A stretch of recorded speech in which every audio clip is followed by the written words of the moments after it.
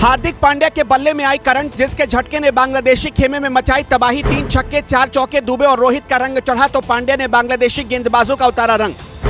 रोहित ने खड़े होकर बजाई ताली तो विराट ने डगआउट से कहा, जियो मेरे भाई। विराट का लापरवाह शॉट सूर्या की गलती ने फंसाया तो पांड्या ने ही बचाई लाज।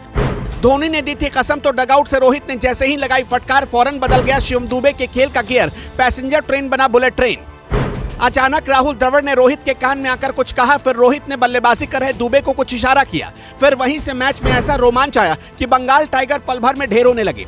1-2 नहीं बल्कि पूरे 5 गेंदबाजों को बांग्लादेश ने आजमा लिया, लेकिन हर किसी ने रन लुटाया। हालांकि विराट कोहली की लापरवाही पिच का धोखा, भारत को इस मैच में कई धोखे मिले। तभी बांग्लादेश ने एक खूंखार गेंदबाज को लगाया जो कोहली के लिए काल बन गया। एक वक्त लगा कि टीम इंडिया 150 तक भी नहीं पहुंच पाएगी, लेकिन पूरा सीन 4 बल्लेबाजों ने मिलकर बदल दिया। वो 4 बल्लेबाज कौन है, ये जवाब आगे देंगे। दुबे की पैसेंजर ट्रेन ने टीम इंडिया की बढ़ा दी थी टेंशन। गुस्से में रोहित ने सुना दी थी खरी खोटी। राहुल द्रविड़ लगा रहे थे फटकार, तय हो रहा था दुबे अगले मैच से होंगे बाहर। तभी दुबे जी बांग्लादेशी गेंदबाजों के खिलाफ बन गए कहर। भारत की चालाकी आई काम, विकेट गिरने पर लग गई लगाम। पूरी प्लानिंग समझ नहीं पाया बांग्लादेश।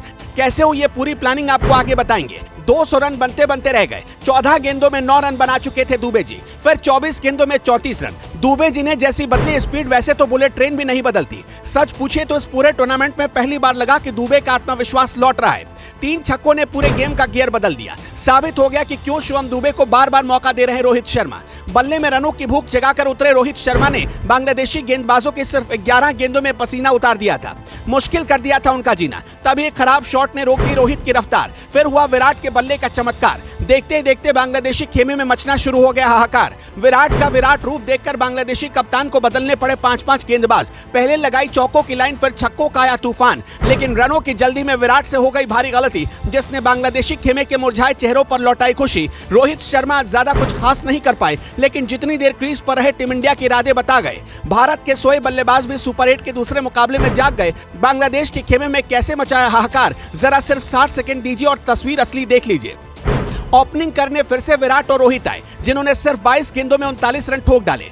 रोहित शर्मा के रूप में पहला विकेट गिरा, जो 11 गेंदों में 209 के स्ट्राइक रेट से 23 रन बना डाले। रोहित आउट हुए तो विराट कोहली ने जिम्मेदारी संभाल ली। सिर्फ 28 गेंदों में 37 रन ठोक डाली। विराट की पारी में 3 छक्के और 1 चौका शामिल था। सूर्य कुमार यादव क्रीज पर 1 छक्का ठोका, फिर दूसरी गेंद पर चलते बने। इसके बाद रनों की रफ्तार को ऋषभ पंत ने बढ़ाना शुरू किया और 24 गेंदों में 36 रन उन्होंने भी ठोक दिया।